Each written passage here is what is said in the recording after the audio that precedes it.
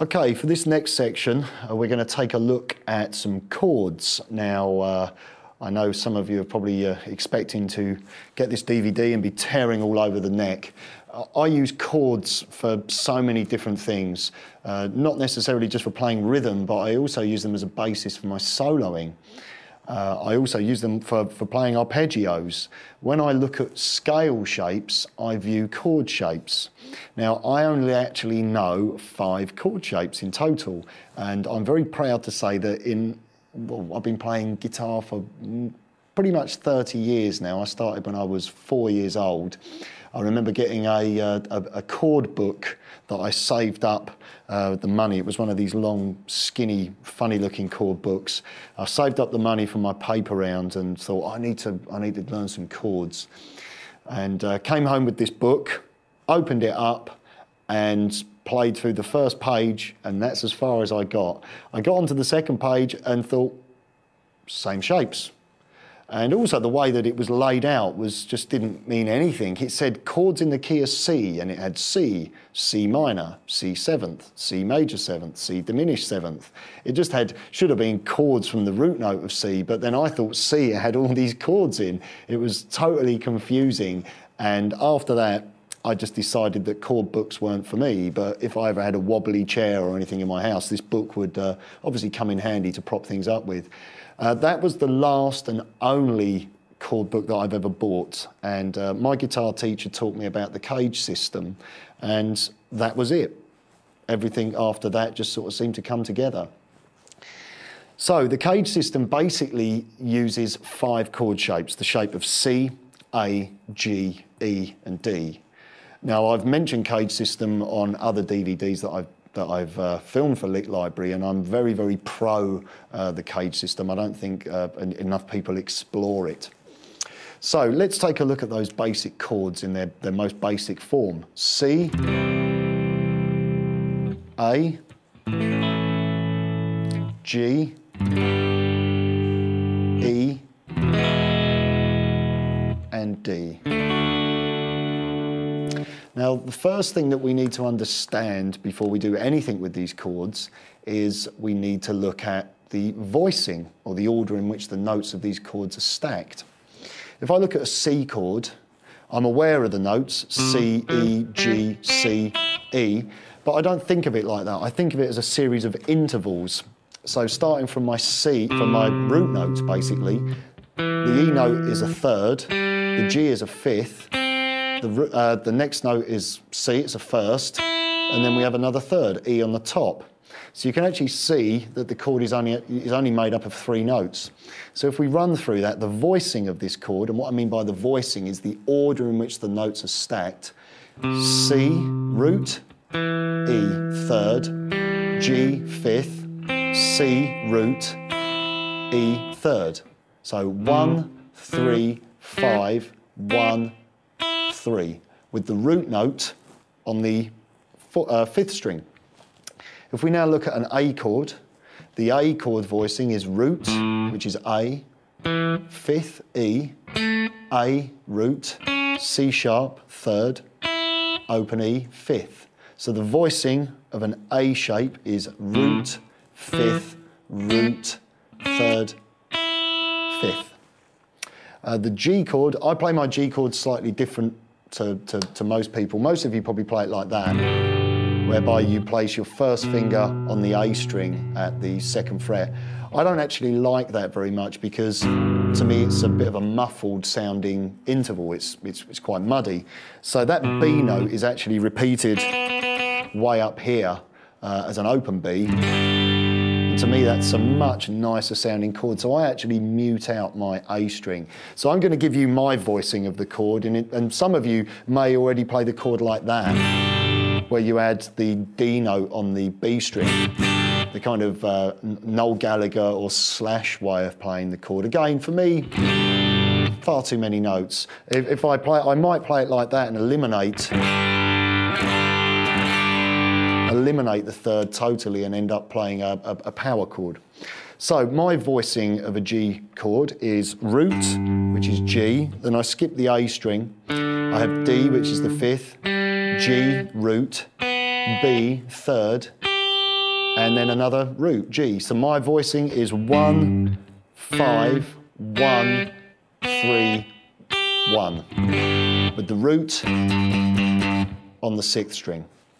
Okay, our next shape is the E chord, and the voicing for this is E, root, A, 5th, E, root, G sharp, 3rd, B, 5th, E, root. So the voicing, 1, 5, 1, 3, 5, 1, with the root on the 6th. Our final chord shape is the D shape, and this shape is root, D, A, the 5th, D, the root, and F sharp, the major 3rd. So 1, 5, 1, 3, and that's the voicing of all of the shapes. Now what I would suggest you do is write those down, and every night when you have your cup of hot cocoa before you go to bed, sit down and just read that list. And now there is a purpose for that exercise, and that is because when we move the chords around the neck, we can then view the chord shape, the scale shape that fits over the top, and then learn formulas for chords, and then we can see which notes are redundant. For instance, if I'm playing C,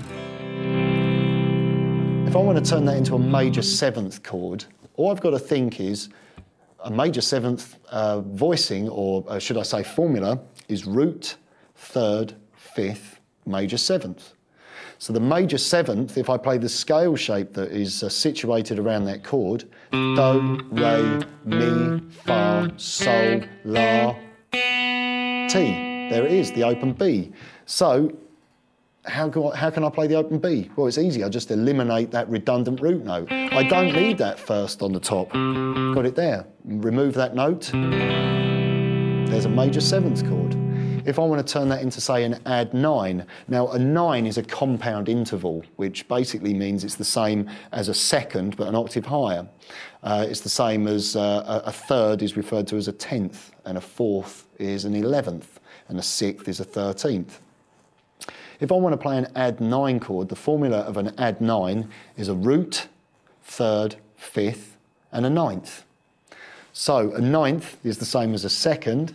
If I look at my chord shape here, play the scale, do, re, mi, fa, sol, la, ti, do, re. There's my 2nd. It's a whole tone above my redundant root note.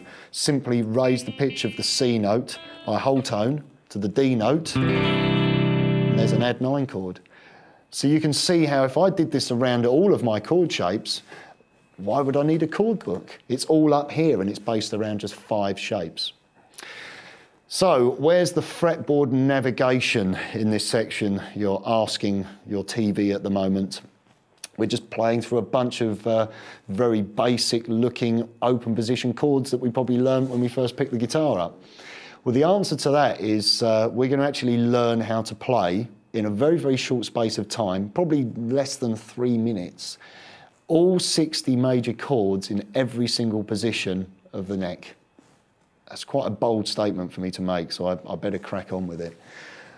Basically, we're going to take the C chord shape and we're going to re-finger the chord so that we keep our first finger free. And the reason we're going to do that is that I'm going to raise the chord up by a semitone. When I raise it up, I get something like this. You ready? It's not going to sound very nice. That's not so good, is it? The reason being is that I need to compensate for the fact that I've moved the chord up by a semitone. I need to move the open strings up by a semitone, so that's where the spare finger comes in. It's very cunning. And there we have our new chord. Remember, the root note is there. It's on what our little finger's playing. Think a bit when you held the chord like that.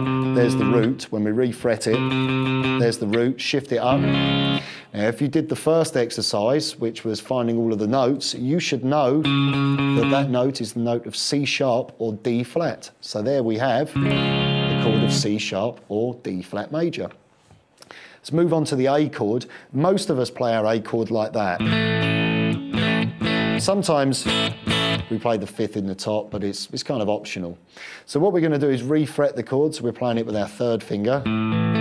Simply barring the first section of the third finger across the D, G and B. Move it up by a semitone. Shall I play it? Here we go. That's not so bad. Reminds me of being on holiday.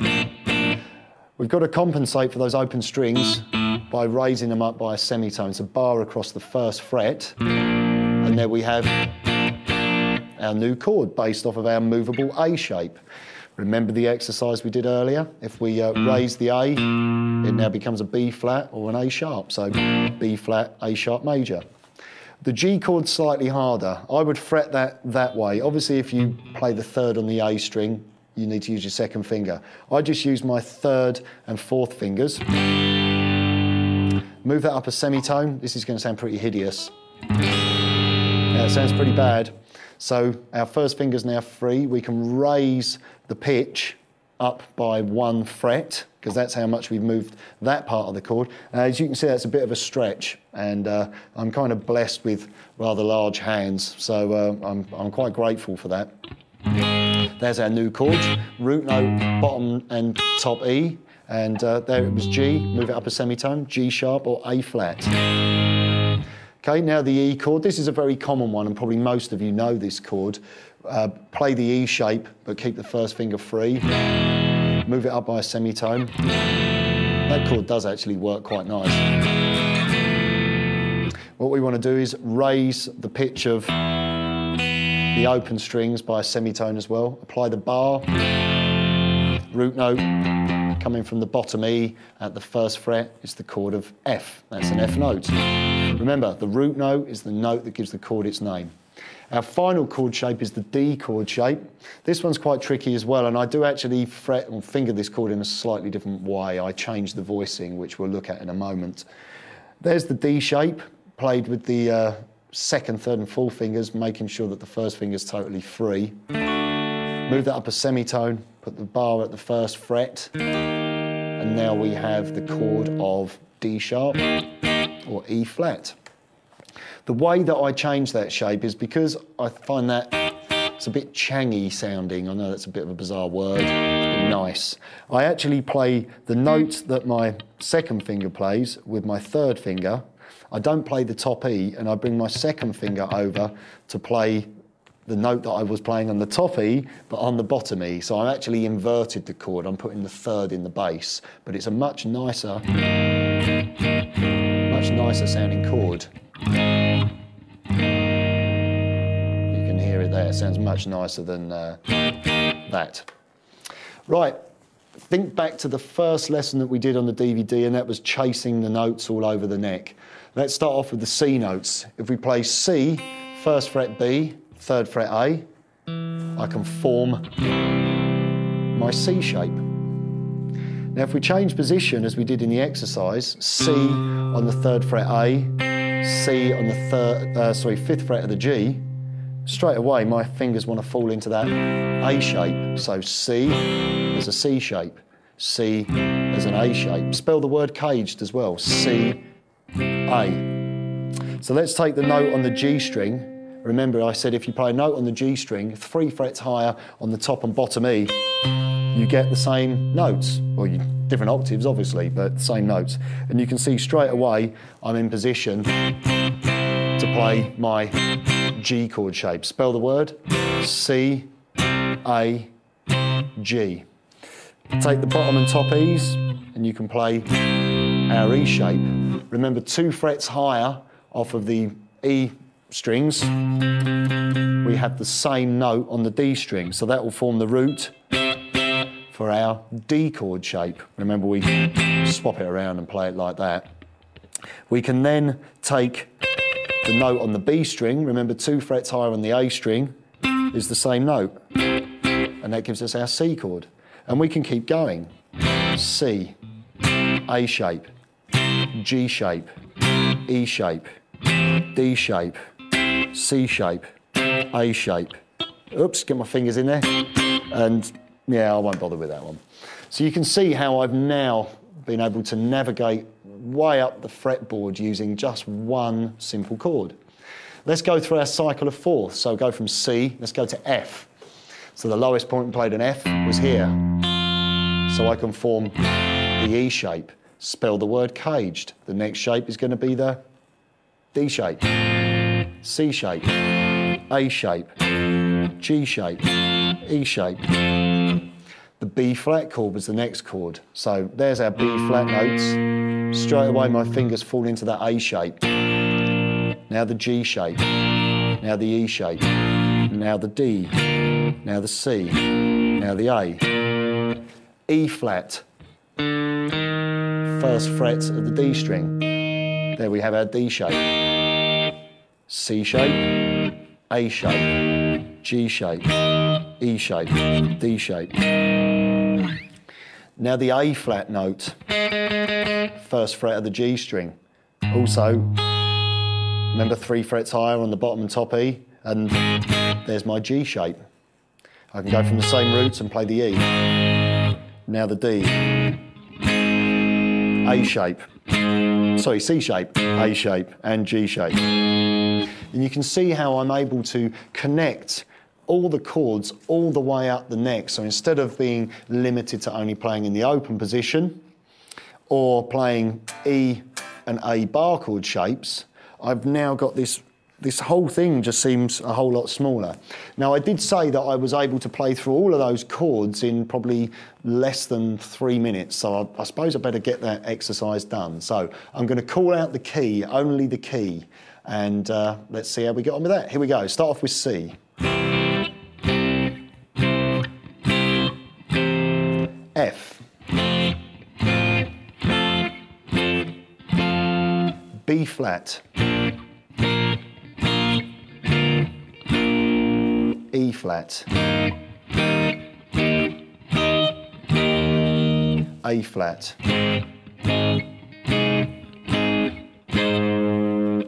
D flat. G flat.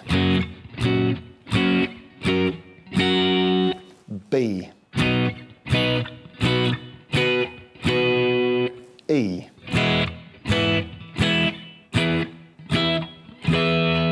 A.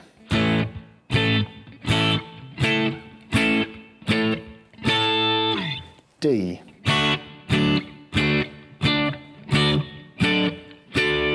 G. And there you have all 12 keys, 60 chords in every single position of the neck using just 5 shapes.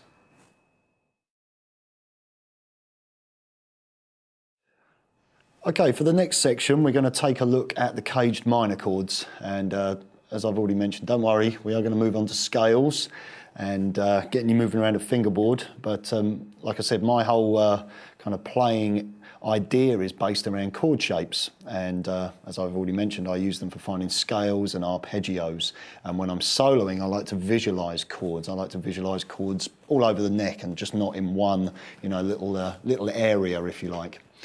Okay, so we've looked at major chords, and I did our little demonstration of playing through every single major chord in less than 3 minutes. And that's always a bit of an eye-opener when you're doing a guitar clinic or doing a class or something, because you know, students are always, well, how can you play all these chords? There must be hundreds of chords. And it's, well, if you organise them in this fashion, then it's much more, as I've said, digestible. You know, you're not trying to take in too much. It's manageable. So the main difference between a major and a minor chord is the fact that we flatten the third. So our minor chord, the formula is root, flat 3 and a 5th. So if we take our C major, take a look at that chord, got to find the third. There's the third, remember, by knowing the formula, root, third, 5th, root, third. All I've got to do is take that E note and turn it into E flat. So I've refingered the chord, so I'm playing 3rd fret A, 1st fret D, open G, 1st fret B. Now you can't play the top string. I suppose really you could do something like that if you wished. Add another G on the top there, which is makes for quite a nice voicing. But other than that, that's the voicing. Don't touch the top E, because you can hear that's pretty bad, okay, because you're going to have an E and an E flat in there. So there's our C minor.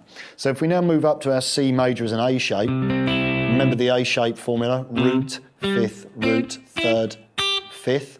Take the third, flatten it, and there's our A minor chord shape. Okay, when we move on to the G minor, this chord's slightly trickier because there's our major third there. If we lower that by a semitone, it's actually there on the G string. Okay, we do have to alter the shape slightly. Probably the easiest way for you to play this is that way, where we just play the top part of the chord. So that would be the 5th fret of the D and then the 8th fret G, B and top E. There is also this voicing, which is 8th fret of the bottom E, 6th fret of the D, sorry, 6th fret of the A, 5th fret D, 5th fret G. Now I don't play that voicing, but I'm aware of it from an arpeggio point of view. So even though it's not a chord of choice, I'm still aware of the notes and still able to play it. Now my voicing, because I've got this ridiculous stretch between my first and second fingers, I play it like that, which I'm not suggesting that you play it in that way. The reason why I play it like that and not with that little finger is I get a much more accurate fretting position across those top 3 strings. So my second finger comes over the top there and plays the 6th string at the 8th.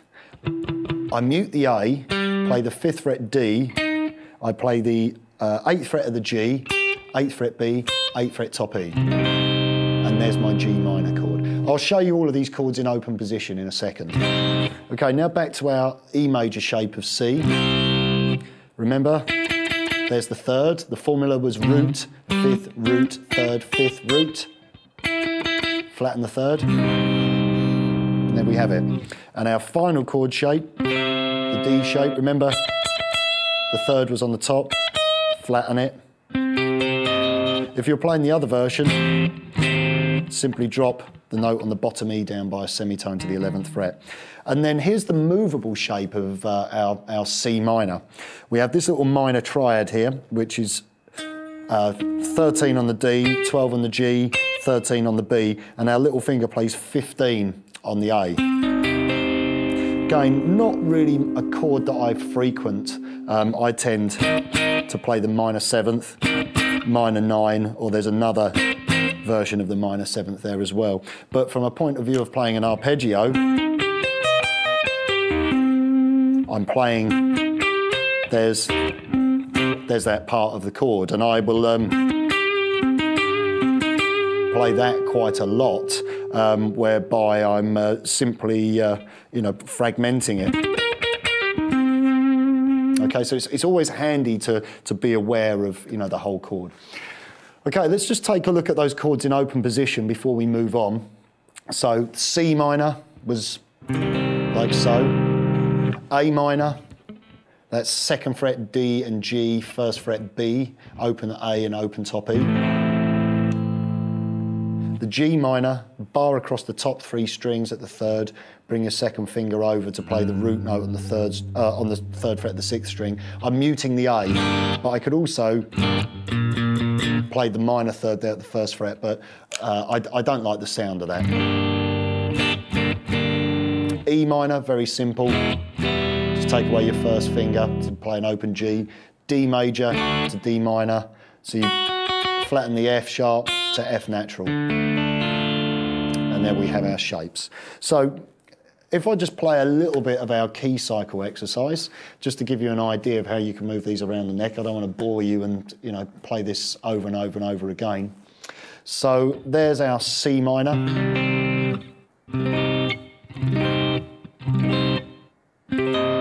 And we can play the octave of the movable shape. Now F minor, next position, next position. B flat minor.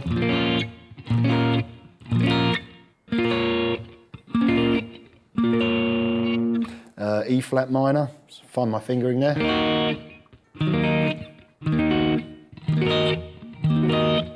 And there we go, A flat minor,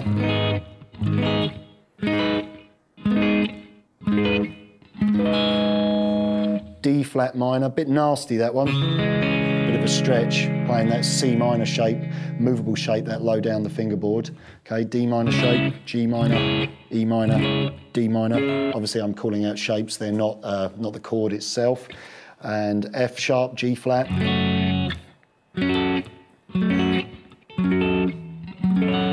One more, we'll do B minor. Oops, nearly played the wrong one there. So do that again. A shape, G shape. Always spell the word. Or even better, connect the root notes. That's a much more musical and a beneficial way of doing this exercise. Okay, you get the basic idea of how I'm just moving up the fingerboard and connecting all of these shapes together. And it's great for, you know, practicing chord progressions as well. Say, for instance, we're playing something quite straightforward, maybe G major to E minor, maybe C major to A minor. Okay, so one person can play G, E minor,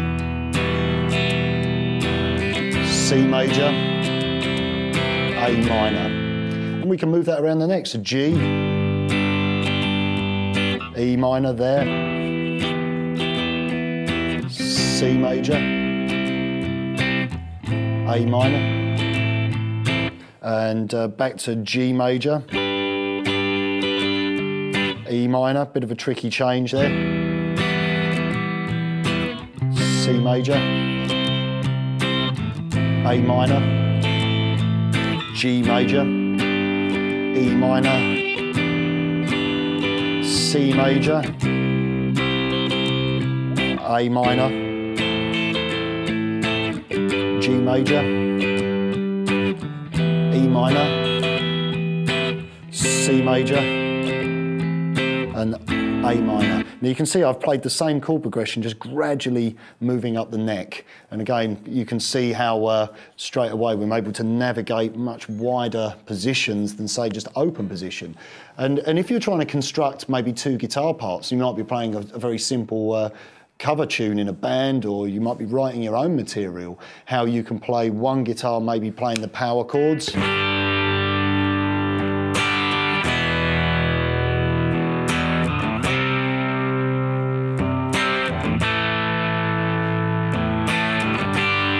I could have actually played the C there instead of moving there. And then the other guitar might want to arpeggiate, so G, E minor, C major, A minor. And you can hear that it's a much more musical way of arranging your parts, and with different guitar sounds. You know, if I click on my phaser pedal, I might be able to sort of get this sort of very Jimi Hendrix.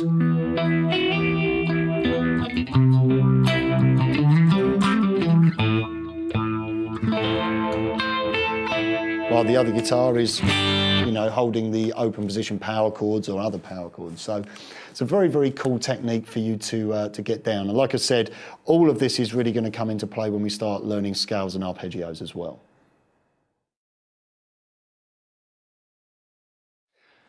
Right, well, there are plenty of other chords that we can be focusing in on to help us navigate larger portions of the fingerboard. So far, we've only actually looked at major and minor chords. I've shown you how to extend chords into sevenths, major sevenths. We can extend them to dominant sevenths, minor sevenths, add nines, minor nines. The list goes on. All you have to be aware of are basic formulas. The formulas that you should pay attention to are major chords are root third fifth, minor chords are root flattened third and fifth, diminished chords are root flattened third and flattened fifth. And then we just build on that. Major sevenths are going to have the major seventh note in them. A dominant seventh is a major chord, but it has a minor seventh note, which would be, say, taking the C major, making it major seventh. We drop the root note by a semitone to include the do, re, mi, fa, sol, la, ti, the 7.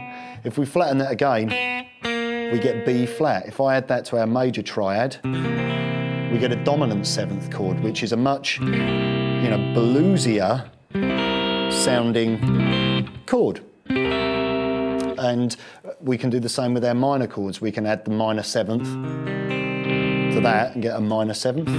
So C minor 7th, C minor 7th, C minor 7th, C minor 7th. You can see, I can play that one like that as well. You can see I'm just taking the same 5 shapes, and because I know the formula or the voicing of the chord and the formula of how to extend the chord, I look at the notes in the area and I can build from there. And this also opens up, the doorway for you to play much more inventive chord voicings that, you possibly wouldn't come out with. I had to do a little session the other day just playing in a band, and one of the songs that we had to play was by Jeff Buckley, who is renowned more as a singer-songwriter. But the chord voicings in this track were, lovely, open.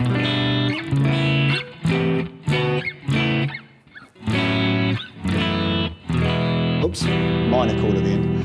Lovely open-sounding chord voicings, which you possibly wouldn't come up with that kind of thing unless you understood, the voicing of the basic chord. When I'm looking at that chord there, that is actually a G chord, believe it or not. It's a G with a 6th. You've got B, G, D, which are the notes of the triad. There's another 3rd, the B, and there's E, which is the 6th. So it's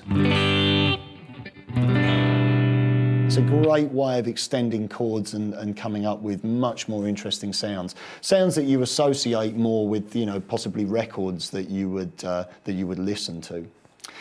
Anyway, for this section, I'm going to just spend a moment to talk about the harmonised major scale. And the harmonised major scale is very, very important. This is how we build chord progressions. This is how we find arpeggios that we can use for soloing. This is how we understand modes. All of this is building up to us finally covering the whole fretboard with scale shapes and sequences that enable us to move from one position to the next.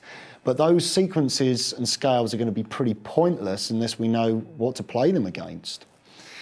Basically, a major scale has a formula. Starting from a root note, we have a whole tone, another whole tone, a semitone, a whole tone, another whole tone, semitone. And that is the formula for the scale. Now, if we treat each one of those notes as a potential root note, we have the notes of C, D, E, F, G, A, B, and C.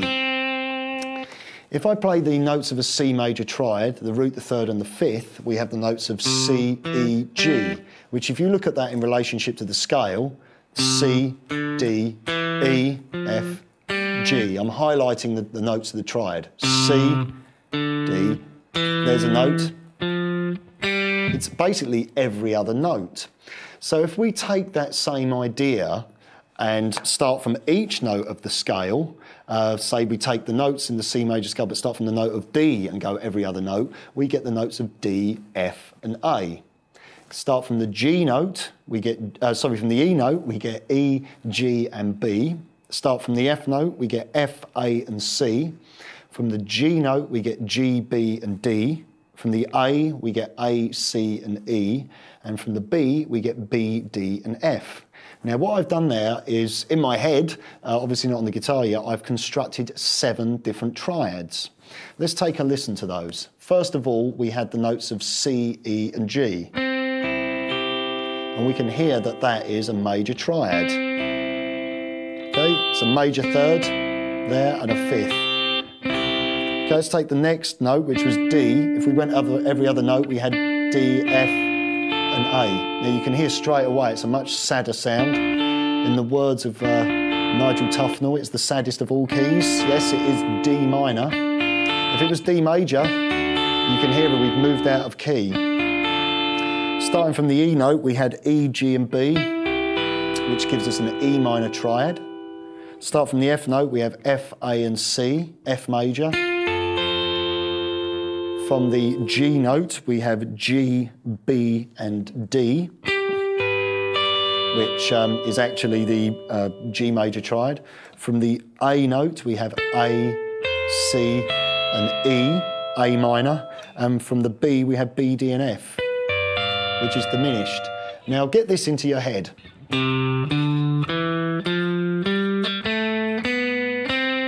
Now listen to me play through those triads.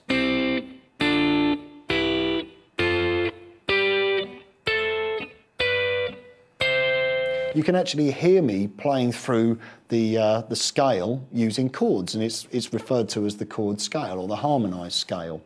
Now at the moment I'm sticking to triads, and I moved one voicing of the triad all the way up the neck, but I could actually stay in smaller areas. I could play C, D minor, there would be my E minor, there would be F, G, there's A minor, there's B diminished, and then I'm back to C major.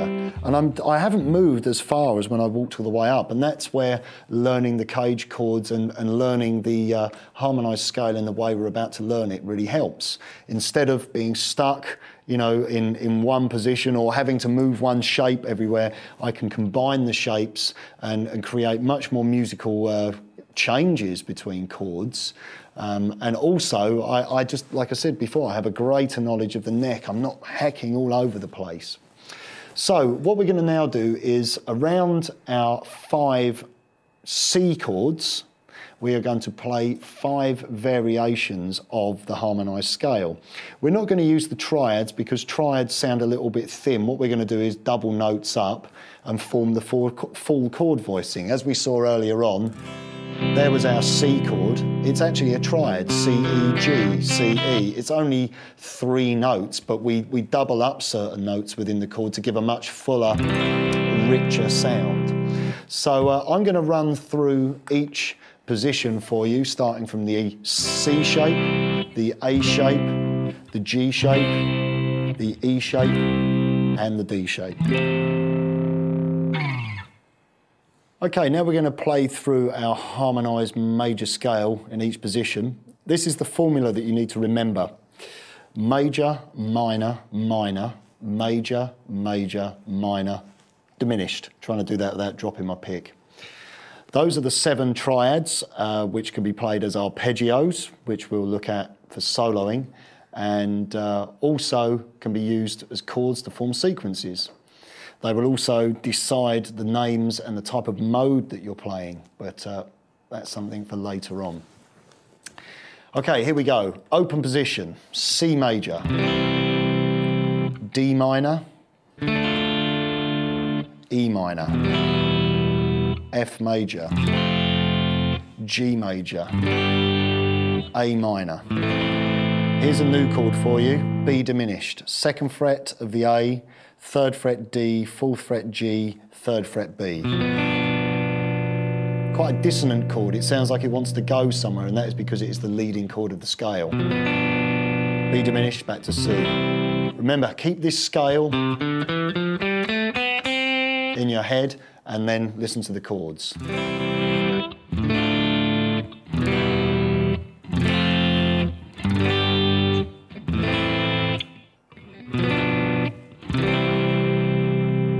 Okay, next position, C major as an A shape,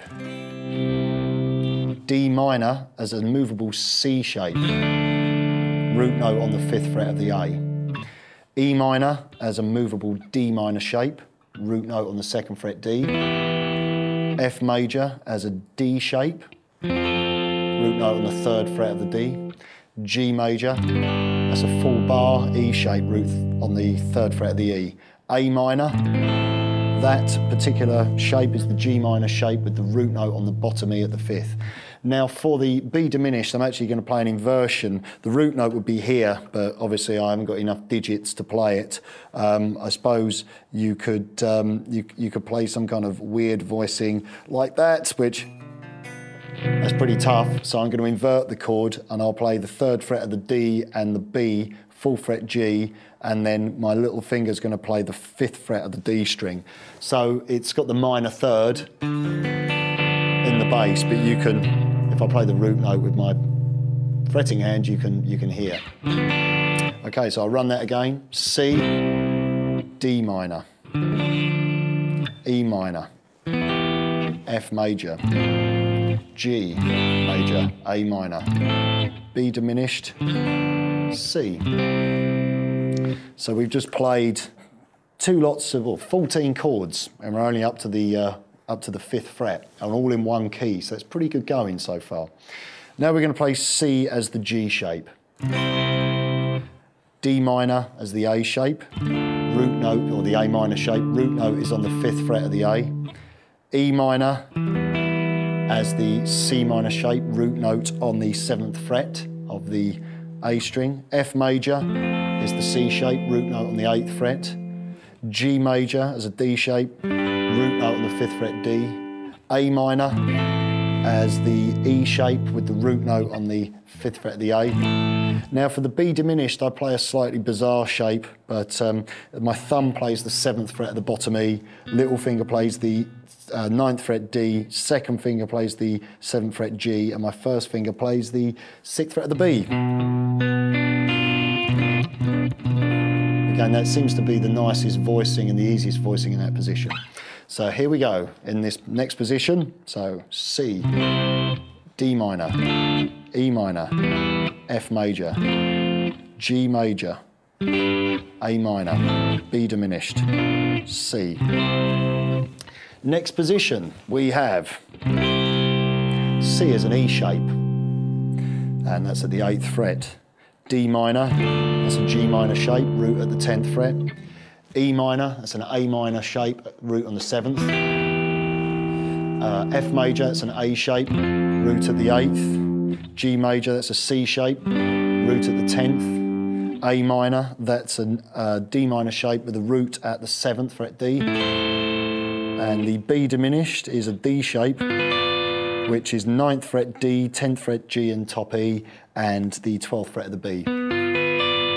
So I'll play that position. C, D minor, E minor, F major, G major, A minor, B diminished, C major. Okay, into our next position, which starts with the C chord being played as a D shape, or like so.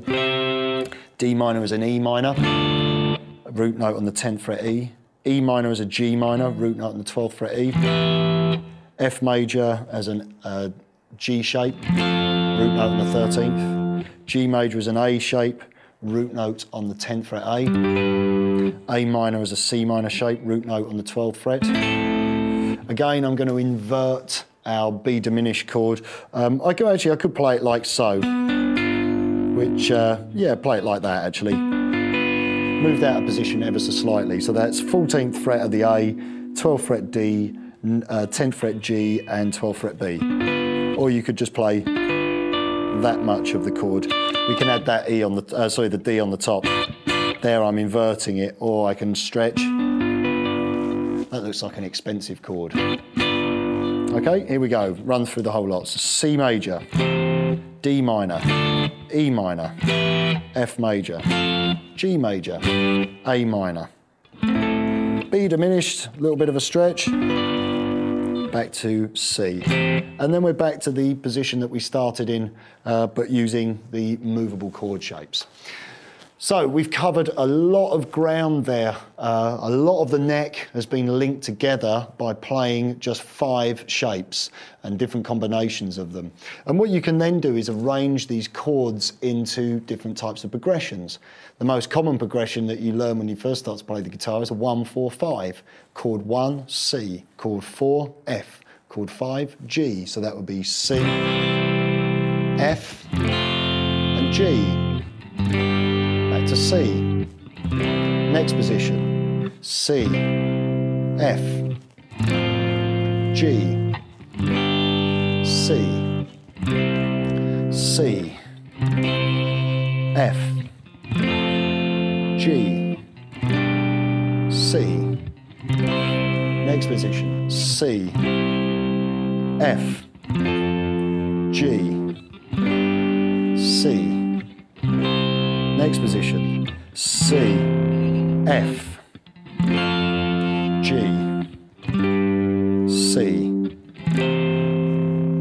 okay, and I've been able to play that once again, you know, really being able to navigate the fingerboard very well, not just keeping everything in, you know, one position or having to move one shape up and down. We can obviously combine these shapes. Some of the chord shapes might not sound as nice as you know, other shapes in the family, so it's up to you to make that choice.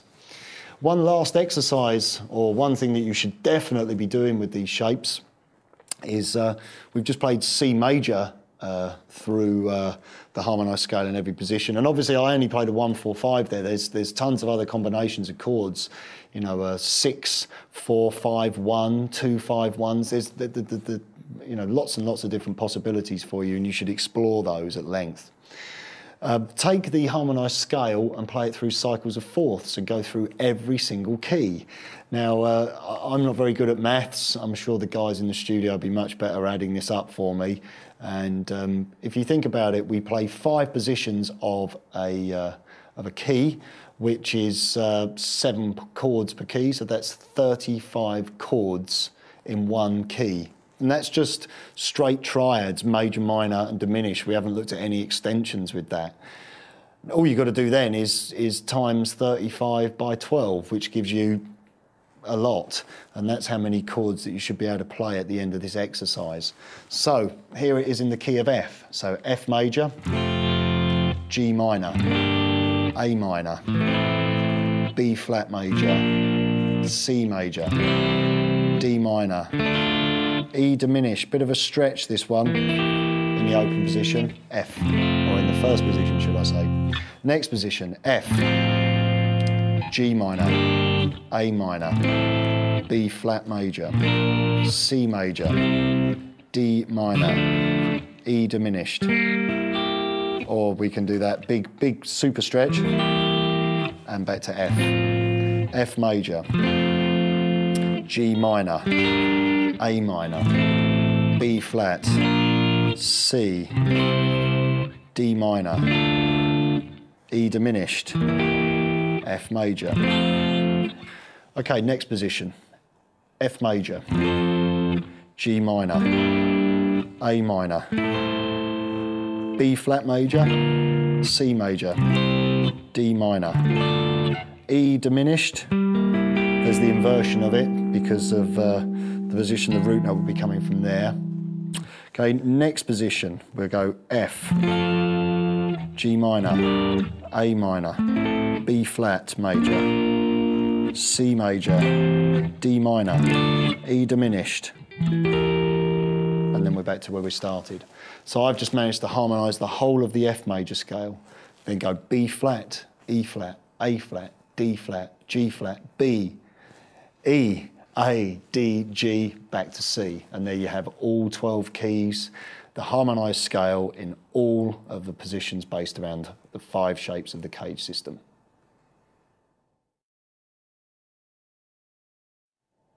Okay, in this section we're going to take a look at our old friend, the minor pentatonic scale. Now some of you have probably learnt this scale before, I don't doubt that for a moment, but what we're going to do is look at it in a slightly different way.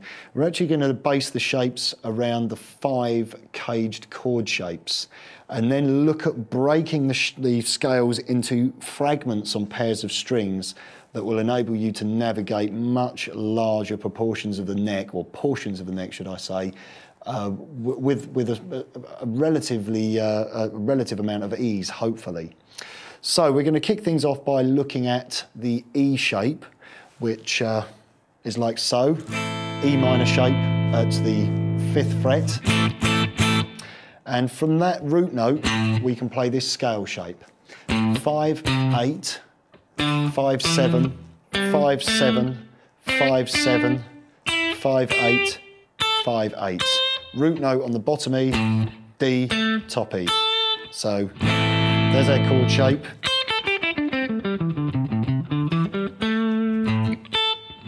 There's our scale shape. Next position, we have our D chord shape, D minor, and here's our scale shape. 8, 10, 7, 10, 7, 10, 7, 9, 8, 10, 8, 10. Root note on the 10th fret of the B, 7th fret of the D, and there's the chord shape. When you're practicing the scale, start from the root, drop to the lowest notes.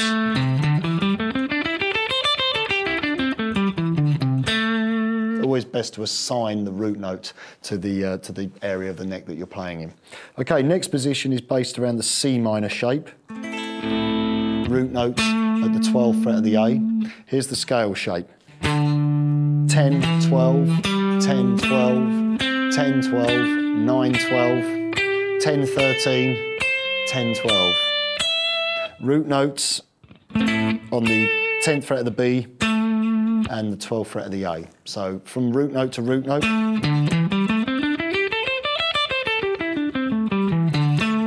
There's our scale shape. Next shape is based around the A minor at the 12th fret. Here's the scale shape. 12, 15, 12, 15, 12, 14, 12, 14, 13, 15, 12, 15.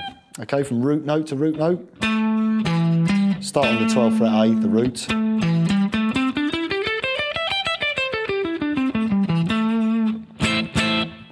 Our next shape, I'm going to drop down an octave and play the G minor shape here. Root note, 5th fret at the bottom E. And here's the scale shape.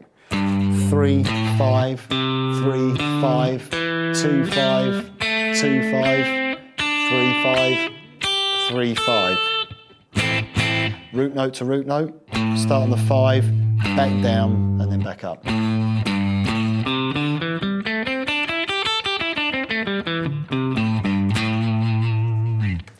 Okay, if we connect or run through each one of those shapes, I'm going to cover the whole fingerboard. I'm actually going to start off in the open position with an open A minor chord, which is shape number 4.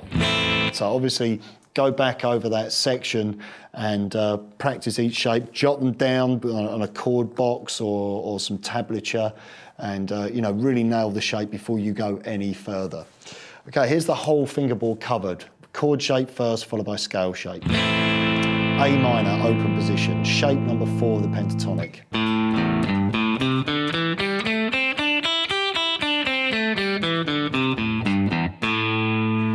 Okay, G minor shape of A minor, shape number 5 of the pentatonic.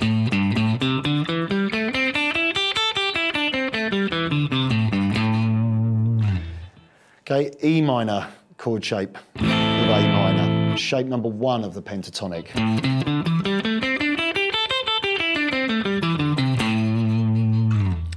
D minor shape, shape number 2 of the minor pentatonic.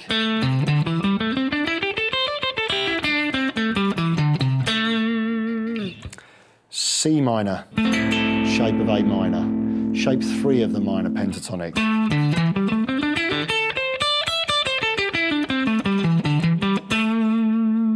Now we're back to where we started with the A minor shape and shape number 4.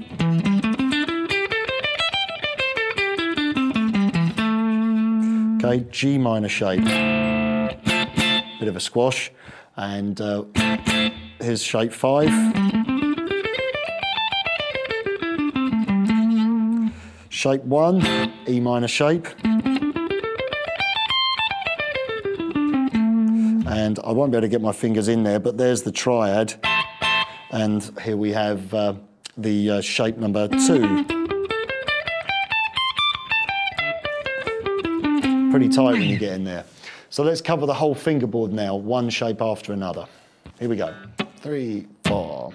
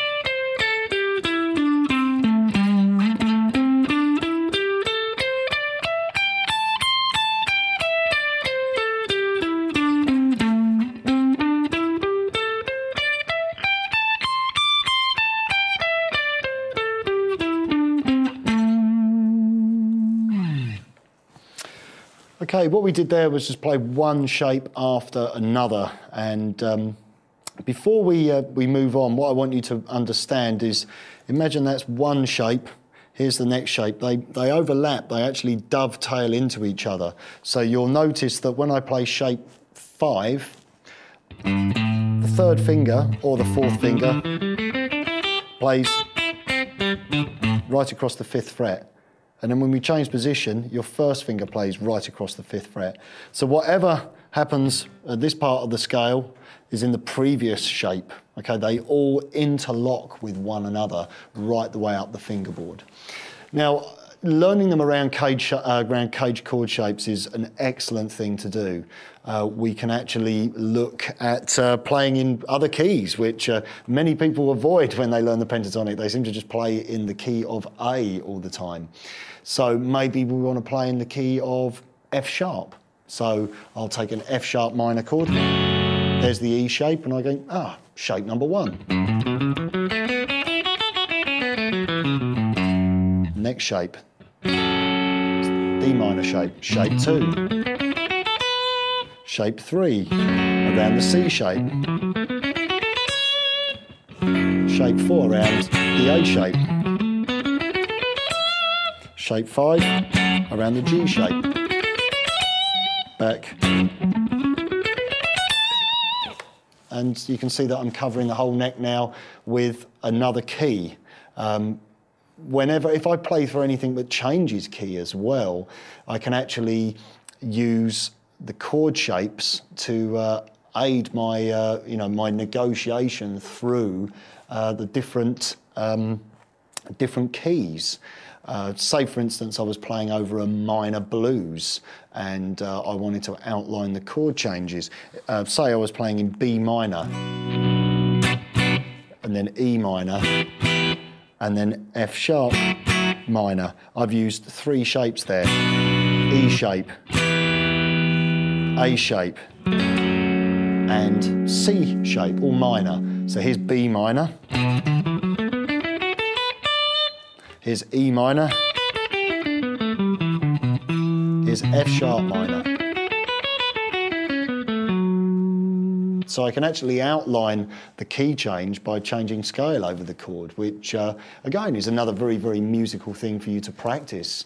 You're not actually playing shape 1, B minor, E minor, F sharp minor. You can play into the chord change. If I look at the change between B minor and E minor, there's this G note here, which isn't in the B minor pentatonic scale, but it's in the E minor pentatonic scale. I can walk across.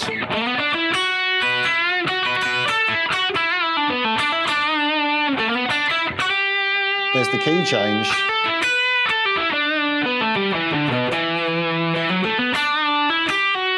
Back to B minor. If I go F sharp minor, there we go. E minor. Now B minor.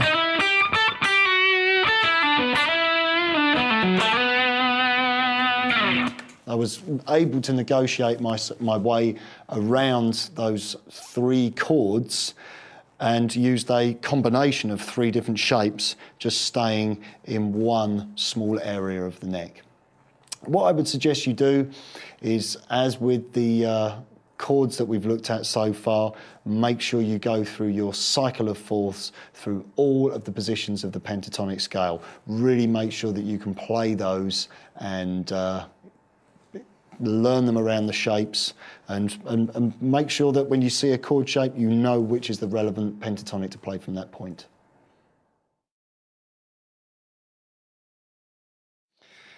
Okay, for this next section, we're going to stick with the minor pentatonic scale, but dissect it a little bit more so that we can really utilise all of the positions and cover the whole neck and not be confined to playing in just the box shapes. We can get a little bit more linear, moving in and out of position.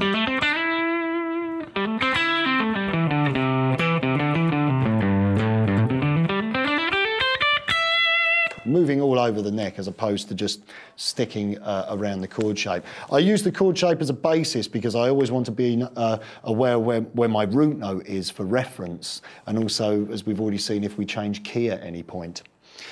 Now, the way that I practiced these scales was on pairs of strings across the whole neck. I also practiced them on just one string at a time as well.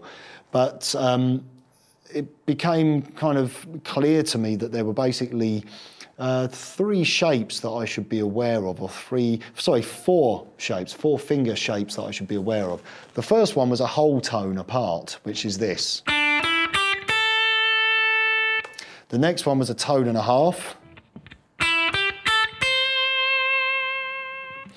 The other one was, I can't remember which is which, but is either a forward or reversal trapezoid, which I know that sounds a bit odd, which is basically a shape where it's like that at one end and like that at the other end. So it's slanted there. And if we look at this position, you can see that here. On the E and the B, we play on the same fret, but on the G and the B up here, we have this kind of slanted shape where we've got whole tone, tone and a half. If we go in the next position, we have the reverse of that shape, so, and then across the 2 strings together. Now that might seem a little weird, but basically it means that I can play across the strings and also repeat these shapes in octaves. If ever I start in the A minor pentatonic on a D note, I know it's going to be an E next, and then on the adjacent string, it'll be the same shape, G and A. So if I find another D note, there we go, and it's always the same shape of just being a whole tone apart. The only point that changes is when we play between the G and the B string, because the G and the B are tuned in thirds, whereas all the other strings are tuned to a fourth. So with that in mind, if I start on a D note there, I have to just shift the shape up a semitone, but I still keep the same whole tone pattern. That's a really handy little thing to practice, starting from Ds and playing that same pattern everywhere.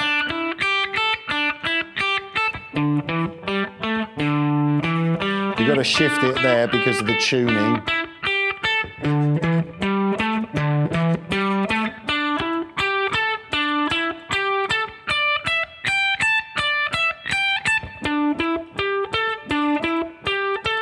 And we can just keep going till I run out of neck. The next shape is the minor third shape, which was the tone and a half. So if I ever start on an E, I always know that I have a tone and a half on the B string, tone and a half on the top E. So let's start on all the E's.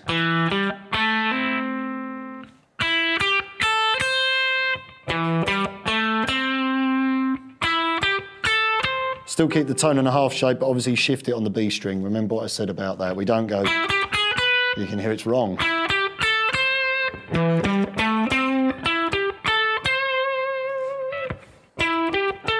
Missed one there. Okay, the other shape, the other position would be starting on the G note, G and A, and C and D. That's the same as our first shape. It's just a whole tone. So let's start on all the G's.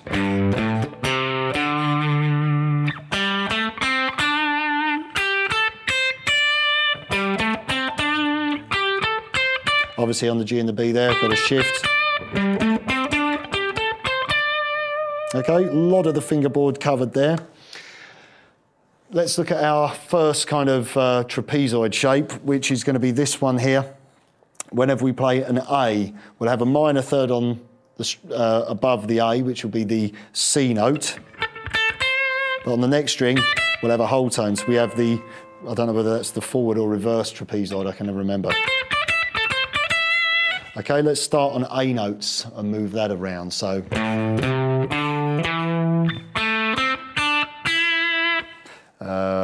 Start from here, sorry.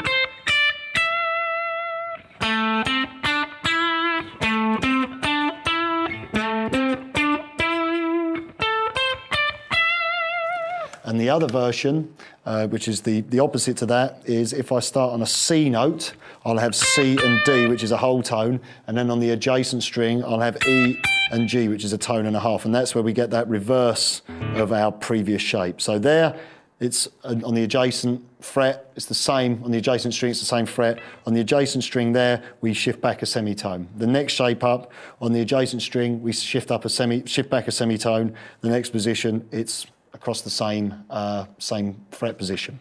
So let's start from C notes now. So we'll get this. And if I start on this C note, it's quite easy there. It's still the same distance, but we stay in exactly the same position. Where did we get to? So we got another C here. Oops. And here.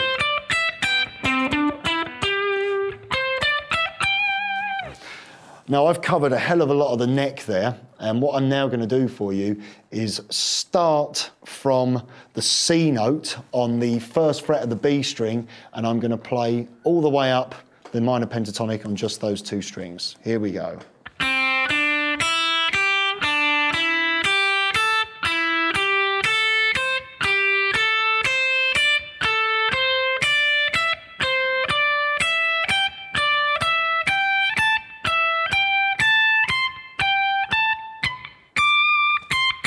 Having trouble getting my finger in that fret. Now we're going to start on the A note and play up on the G and the B strings.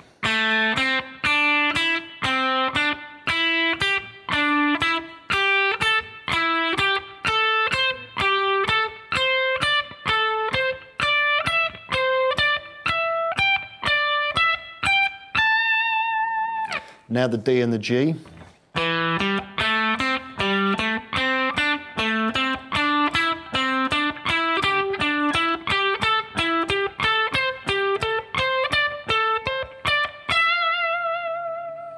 The A and the D.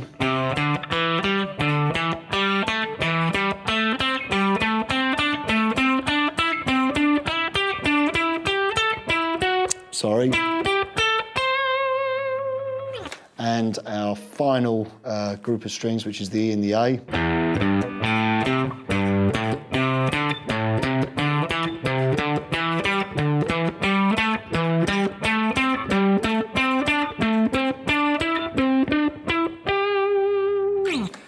Okay, so that's really broken our scale up and has enabled us to move, you know, in a more linear fashion as opposed to in box shapes. The cool thing about this idea is that we can really trace things in octaves as well. I might have this little phrase, G, A, C, D. You can see how now I've moved across the neck as opposed to staying, you know, confined to a shape. I'm still aware of that, and that, those three chord shapes at all time, but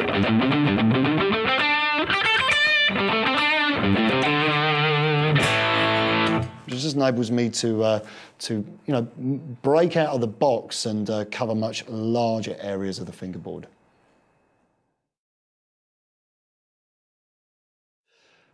Right, now we're going to take a look at the blues scale, which is a very simple extension of the minor pentatonic, which is adding one extra note, and that extra note is the flattened fifth. So I'm going to run through the scale positions with you first of all, and then we'll take a look at some scale fragments on pairs of strings, and then look at some licks. So if we start off with pattern number 1, we're going to add an extra note on the 6th fret of the A string and the 8th fret of the G, so we get this.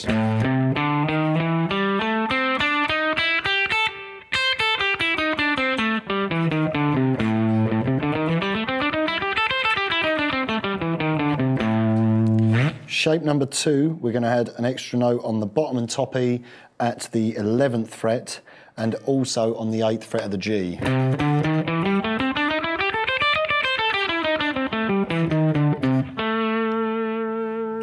Shape number 3, we're going to add an extra note on the bottom and top E at the 11th fret and on the D string at the 13th fret.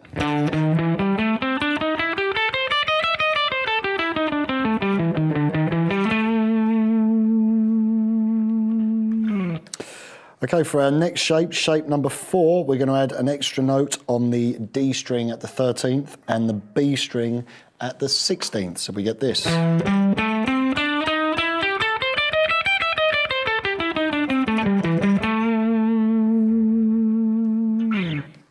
Okay, for our next pattern, we're going to add an extra note on the 18th fret of the A string and on the 16th fret of the B string.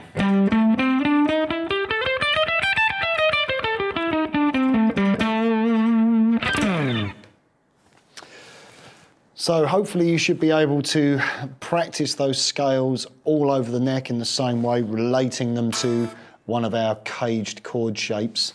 Just to give you some extra chords to practice over as well, the blues scale will work over minor chords, as obviously with a minor pentatonic, but they'll also work over dominant chords, which are major triads with a flattened 7th. So an E7th would be, or an E7th shape, sorry, an A7th chord.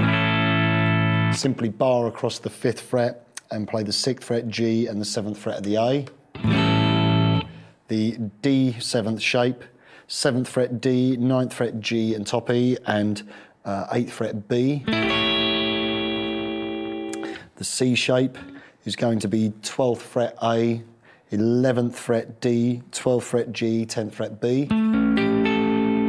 The A shape, bar across the 12th fret from the A string and play the 14th fret D and B. And the G shape's a slightly tricky shape to play, so I would suggest just playing the top part of the chord. So play across the 2nd fret, or actually you can play across the 14th fret from the D string up to the top E, and then add the 15th fret of the top E.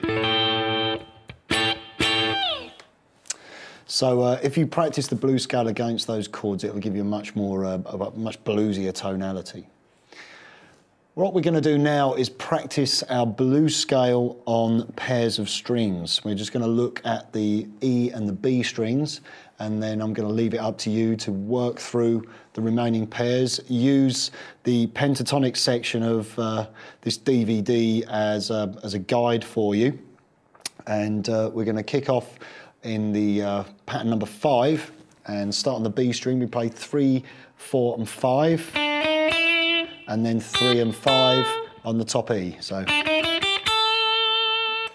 on the B string in shape number 1, this is a little tricky, so you can either play it as fretted notes or as a slid note. Go 4, 5, 8, 5, 8.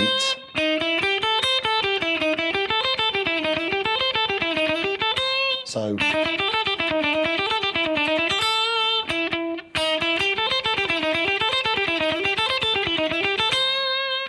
next position, pattern number 2, 8 and 10 on the B, 8, 10, 11 on the top E.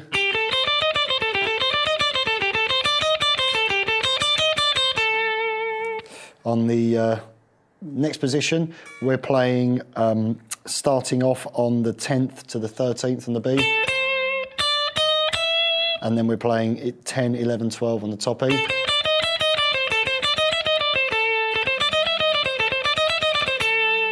Next position, 13, 15 and 16 on the B, and then 12 and 15 on the top E.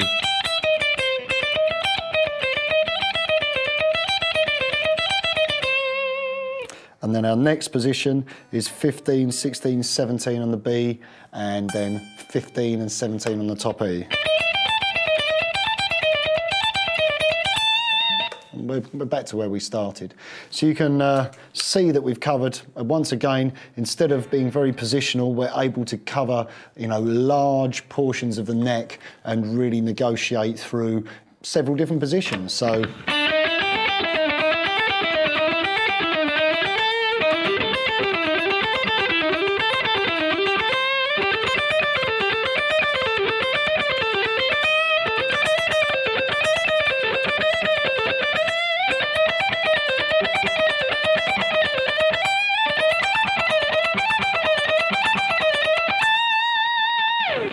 you can have all sorts of fun with little licks like just getting a nice little triplet pattern there. And you can move that all over the neck, obviously, if we're up here.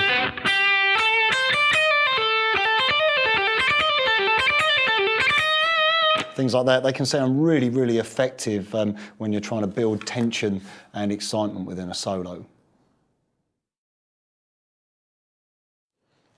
Okay, now we're going to take a look at some little patterns and licks. This first one that we're going to take a look at is very similar to the first pentatonic exercise that we looked at in the previous section. And this particular lick starts down at the 3rd fret and gradually works its way, covering a large area of the neck as opposed to, as I've said before, sticking to one fingerboard position. Here we go. 3 to 5 on the E. 3, 5, 6, 5, 3. Shift position. 5, 6, 7 onto the D. 5, 7 onto the G. 5, 7, 8, 7, 5, change position, 7, 8, 9, onto the B, 8, 10, onto the E, 8, 10, 11, 10, 8, shift position, 10, 11, 12, 10, 13, 10. Okay, let's get it in time. Here we go, 3, 4, and...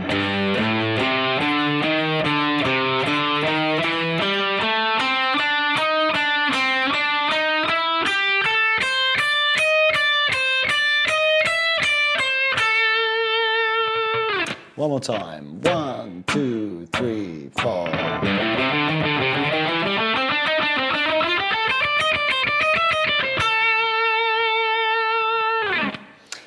Our next little lick is a great little pattern that crosses through all of the string groups in different octaves. We start off way up here at the 10th fret, play 10, 11, 10, 8, and then 10, 8, and then 10, 8 on the B. So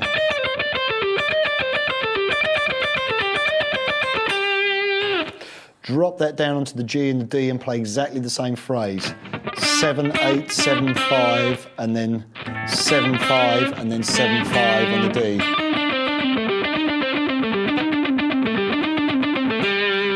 Now drop that down onto the A and the E string. So 5, 6, 5, 3, 5, 3, and then 5, 3 on the bottom E. So moving across. 2, 3, 4. That's a great little pattern to cover large portions of the fingerboard.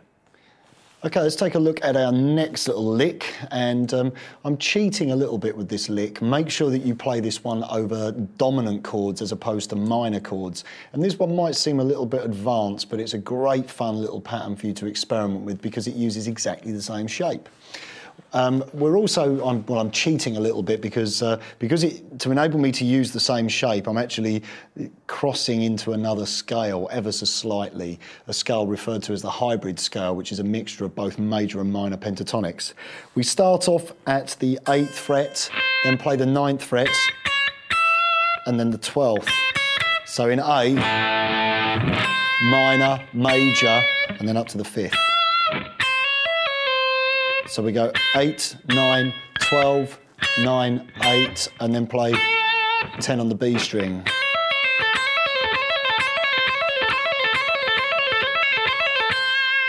It's important to get a very fast, fluid legato technique on those on that top string.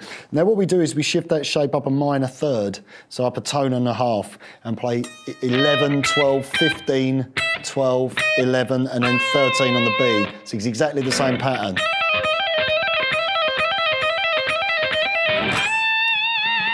And then we can bend our 15th fret up to the 17th. Okay, let's put it together. 1, 2, 3, 4.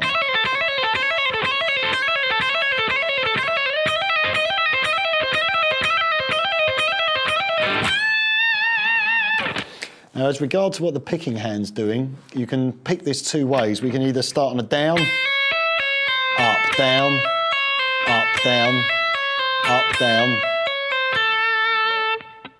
Or we can start down, down, down, down, down. So you're almost sweeping across the strings.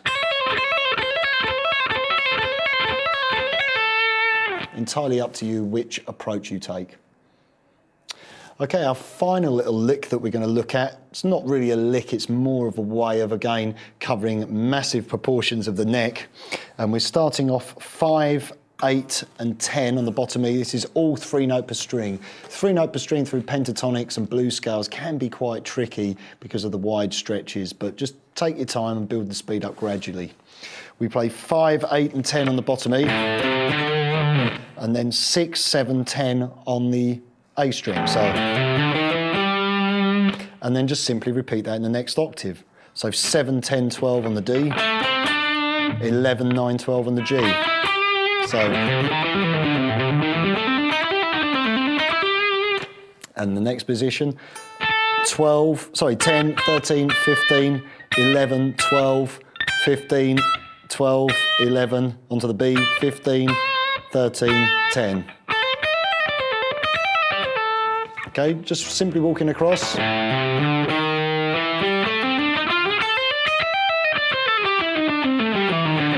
It's quite tricky to get that clean.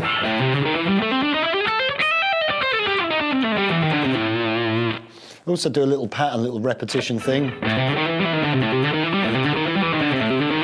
Okay, I'm just walking up the pattern. Back down, back up, change strings.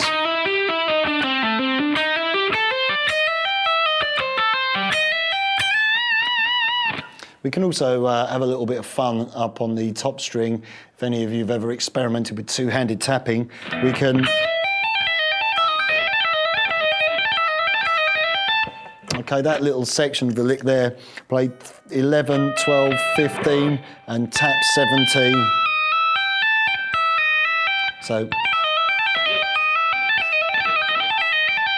we're tapping 17, 15, 12, 11, 17, 15, 12, 11, and then 15, we tap, and then back up. And it's kind of a nice little twist to the end of our little run. So put it together.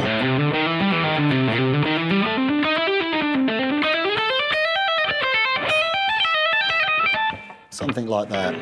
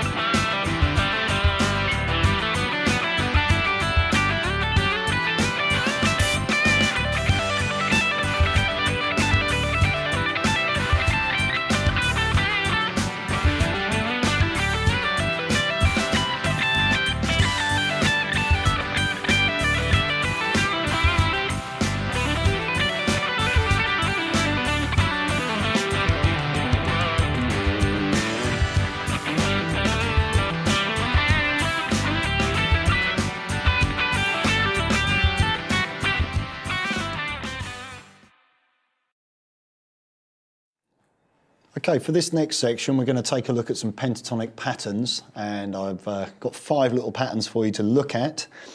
And I've tried to avoid the regular kind of patterns that you're probably used to seeing for those of you that have already learnt the pentatonic scale. What I mean by this is I'm trying to break out of the box shape a little bit and utilise this idea of playing the scales on pairs of strings as opposed to being, you know, very confined to a box shape.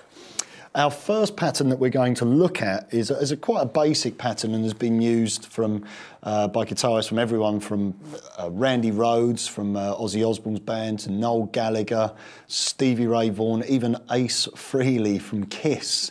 I know there was I think the solos from the track, I think it's Love Gun uses this. Don't quote me on that, I might be incorrect with my Kiss information, but it's a very common pattern.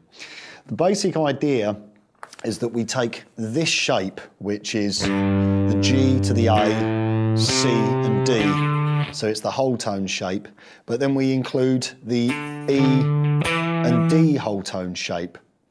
Okay, so remember from when we looked at our patterns elsewhere on the fingerboard, when we were playing the A, starting on the A note, we would get, and then D and E would be a whole tone shape on the top string. So we're shifting through 2 of our positions basically. So 3, 5, 3, 5, 7. So instead of, we can play it obviously in one position, but we're only going to be able to get as high as that A there. And by shifting through various positions, by practicing the scales on pairs of strings, even on, like I said before, I used to practice them just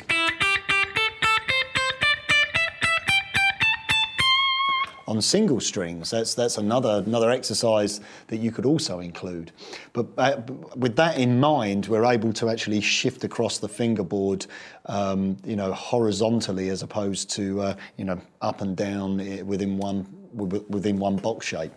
So 3, 5, 3, 5, 7. On to the next group of strings, we play exactly the same pattern and exactly the same notes. So it's whole tone, whole tone, whole tone. So 5, 7, 5, 7, 9. Now, if we were playing within the box shape, sorry, I should say. Okay, we're only going to get as far as the 5th fret of the B string. So we then jump because of the fact that we're on the G and the B, so it's different tuning. So now we're going to play 8, 10, 8, 10, and 12. So we just run that much of the lick.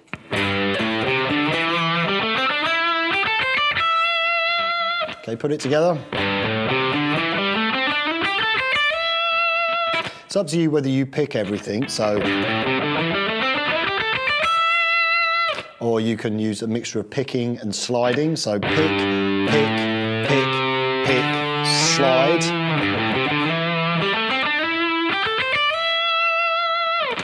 Or you could include 2 fingers on one string and then 3 fingers on the next. So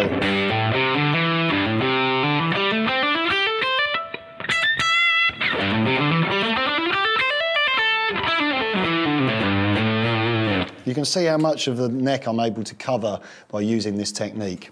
Okay, when we get up to the 12th fret, we're then going to play the 10th fret, and we're going to descend the scale pattern in a slightly different manner, using different shapes and different fingerings. So we're going to play 12, 10, and then on the E, and then 13, 10 on the B, slide down to 8, and then 9, 7, 5, and then resolve to 7 on the D. You could continue that. So the whole of the lick would be this.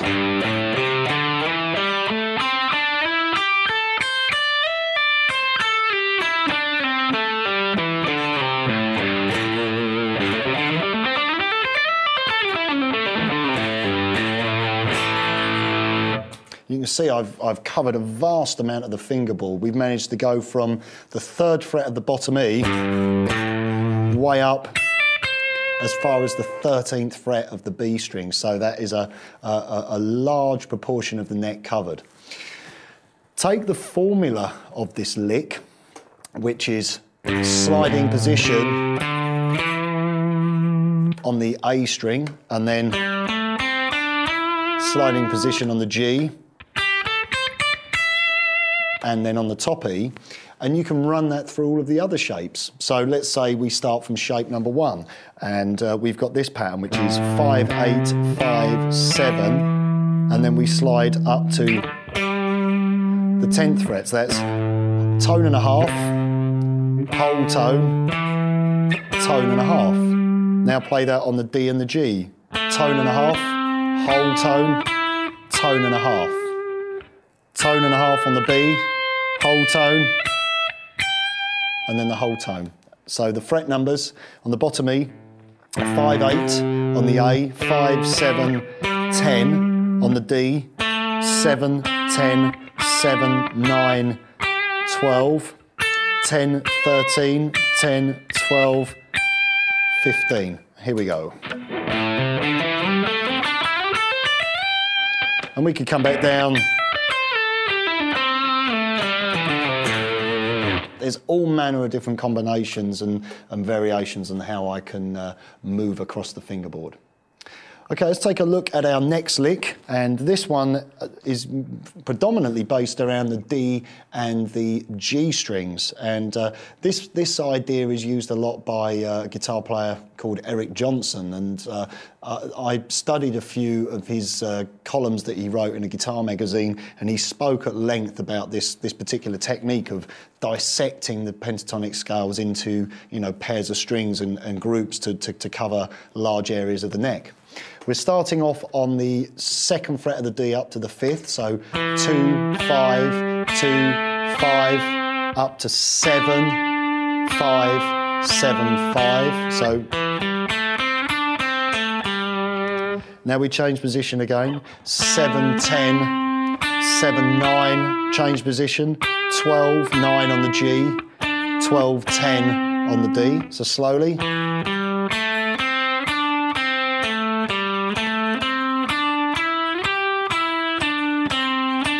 Now we move up again to the 12th fret. We play 12, 14, 12, 14 on the D, now on the G, and now on the B, and then 12, 15, so it's 13, 15 on the B, 12, 15, 17 on the top E. So put it together.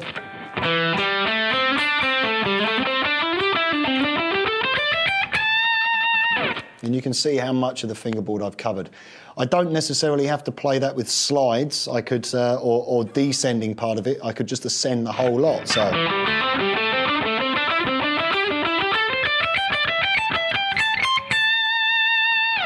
And you can really see, again, how I'm ascending the scale using a different combination of fingerings and a different combination of notes as well. Okay, let's move on and take a look at another lick. And for this lick, what I'm actually going to do is slide into each position. So sliding into the 5th, then play the 3rd fret, and then the 5th fret and the 3rd fret of the B. Then slide into the 8th fret of the top E, 5, 8, 5 on the B, 10, 8 on the E, 10, 8 on the B, 12, 10 on the E, 13, 10 on the B,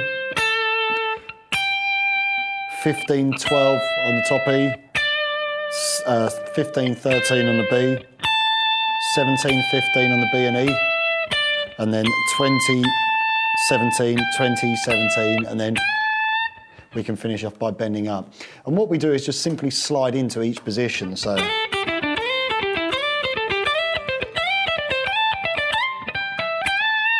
put it together.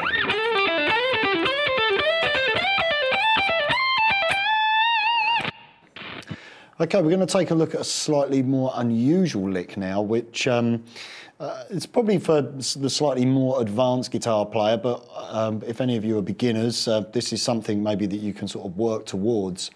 Where we normally play pentatonic patterns and we stick within the groups around one shape, say for instance in A,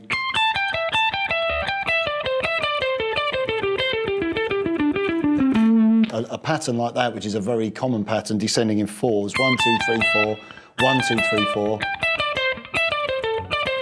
Sometimes those can be quite awkward to finger as you're playing 2 notes per string.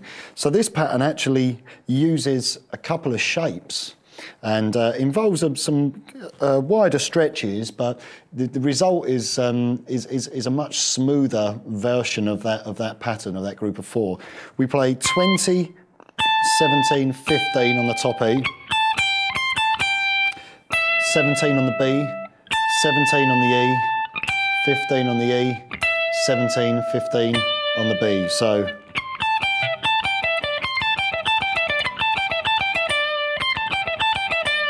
play the same on the B string. So that's 20, 17, 15, and then 17 on the B, 17 on the G, 17, 15 on the B, 17, 14 on the G. So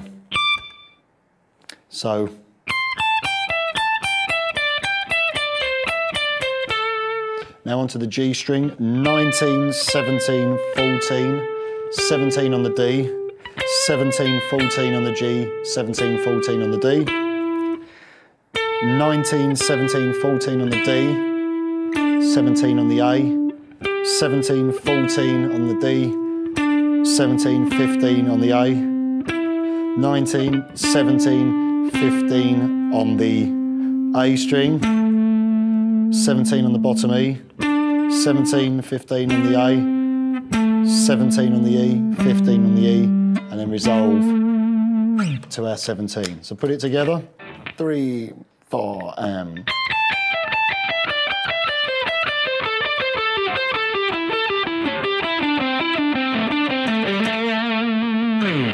It's a really nice way of walking or working through your patterns. 1, 2, 3, 4.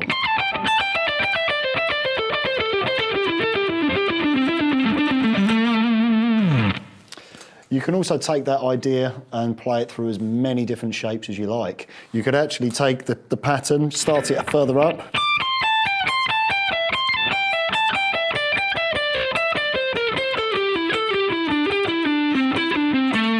I'm coming down in all manner of different ways. It's just up to you to map them out and come up with some variations on your own. Our final pattern is quite a complicated pattern, and this really does cover a lot of the neck and really does cover a lot of ground. We're starting off here 5, 8 and 10 on the bottom E. Okay, so it's a very, very wide stretch. Might take a little bit of practice to achieve that. Then we play 7, 10, 12 on the A. So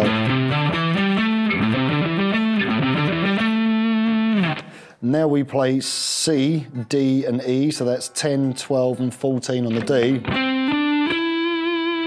And then 12, 14, 17 on the G, and then 15, 17, 20 on the B, and then 17, 20, 22 on the top E.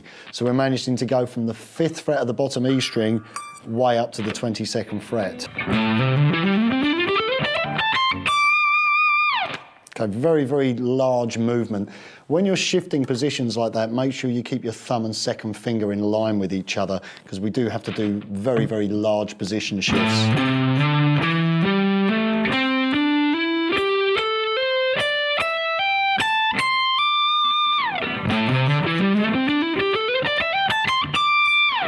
And obviously you can take that same formula and start from other points and do exactly the same thing across the whole neck.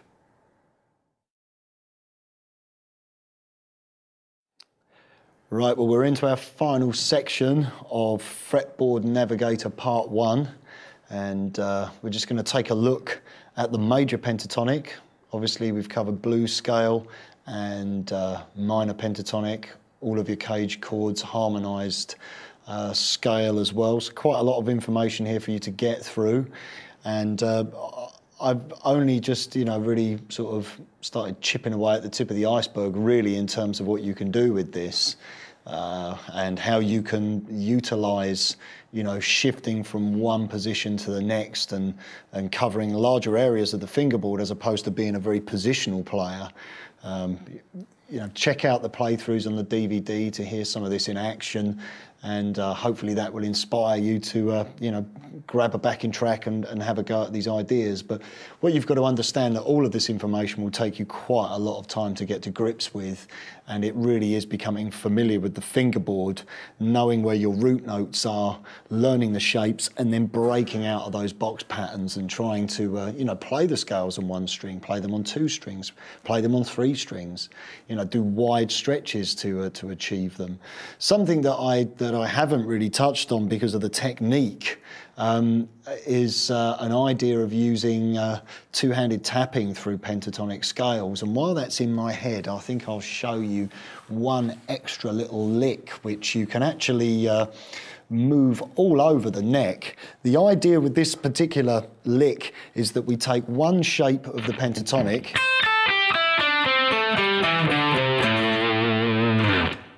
and then with our tapping hand, we'll tap another shape.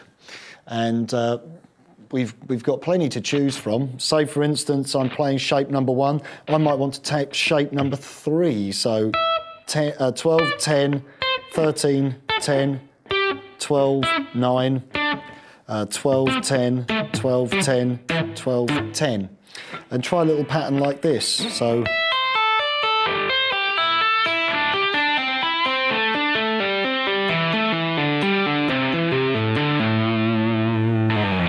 Now with that little lick, you can see how I'm now using my knowledge of the pentatonics patterns on, across the neck to be able to achieve wider intervals. The sequence is 12, 8, 5, and then 10, 5, and then hammer 8 on the next string.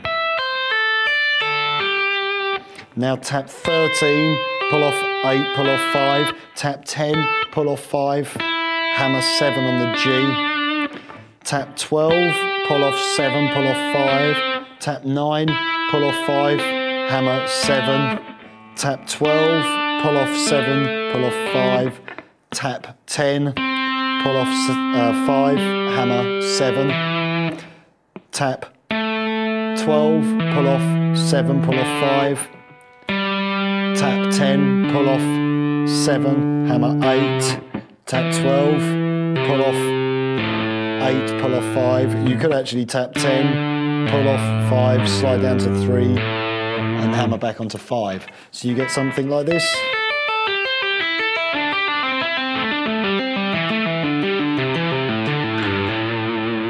A little more up to speed, 2, 3, 4, and...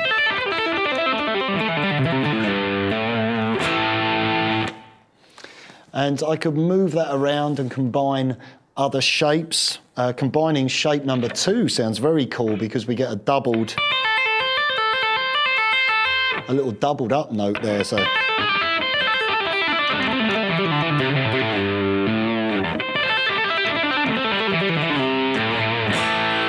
And that sounds quite nice because of that kind of effect that's going on.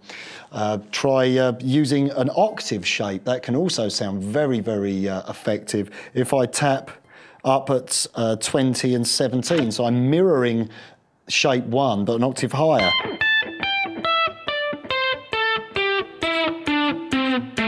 So.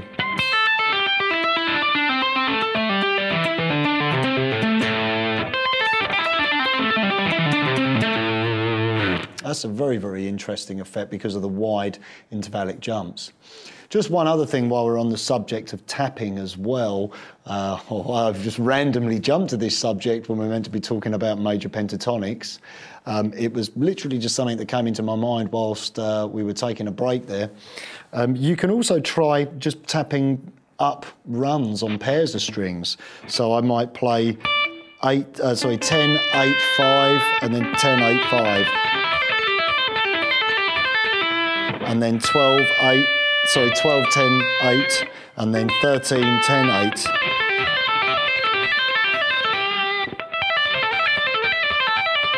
(15, 12, 10), 15, 13, 10, 17, 15, 12, 17, 15, 13, 20, 17, 15, 20, 17, 15. And you can cover the whole fingerboard.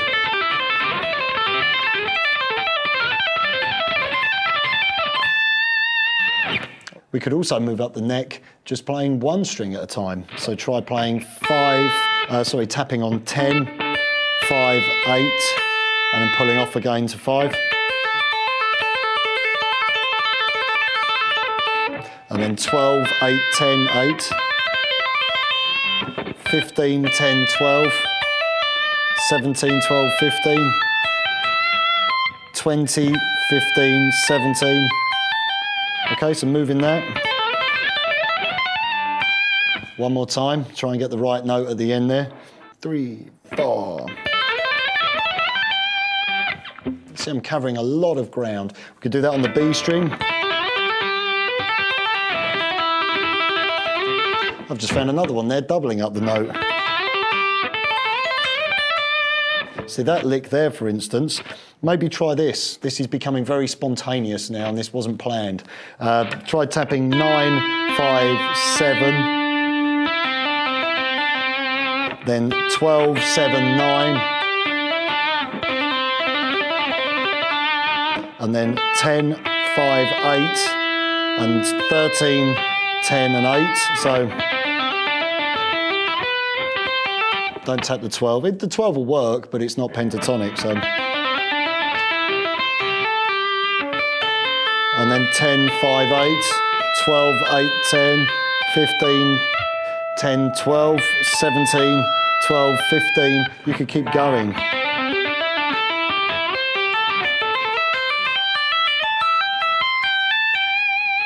And you can see again, I'm covering massive areas of the fingerboard, but I'm still sticking within the boundaries of the pentatonic scale.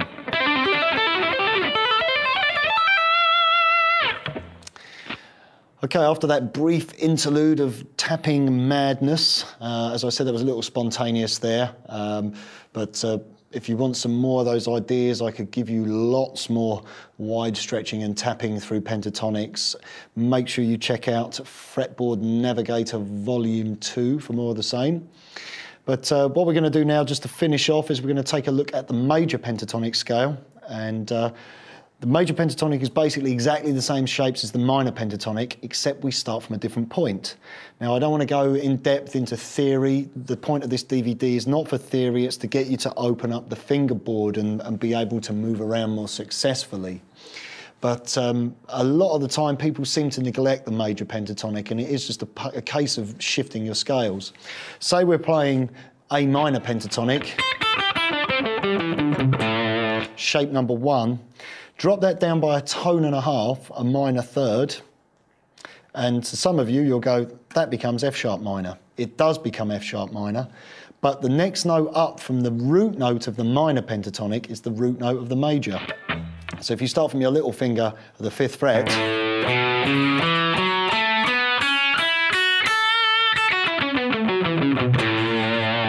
so shape 1 of the minor pentatonic became shape 5 of the major.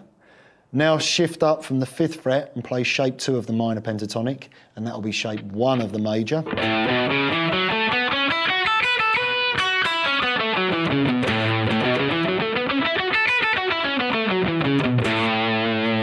Shift up to the 7th fret, play shape 3 of the minor pentatonic, and that'll be shape 2 of the major.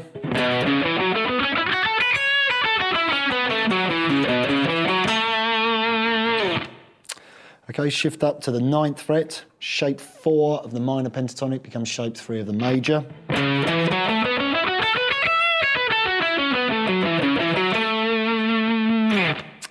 Shift up to the 10th fret and play shape number 5 of the minor pentatonic, and that is shape 4 of major.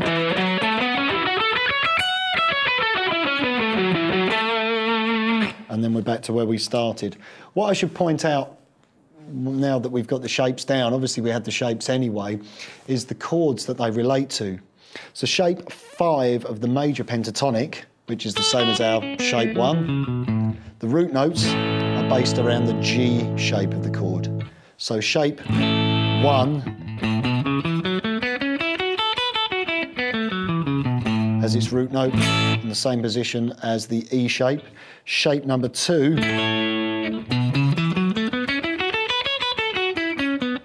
has its root note on the D string, matches the D shape.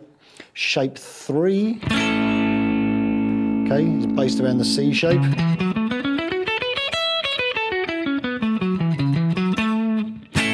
Shape 4, based around the A shape at the 12th.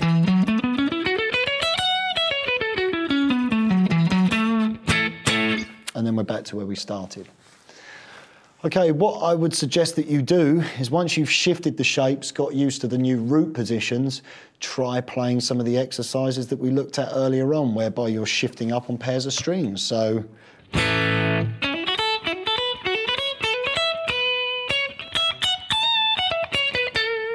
any of these runs will work.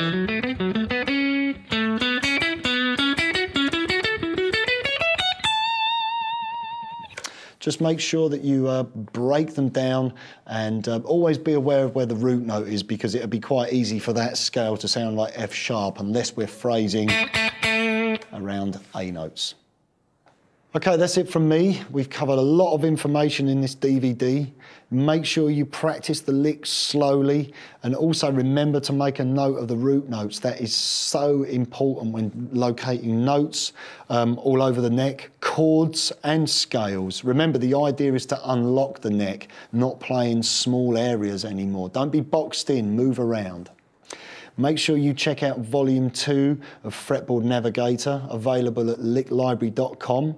Going to have more scales and some arpeggios and some more ideas to help you with your improvisation. Anyway, that's it from me. Look forward to seeing you on the next DVD. Bye for now.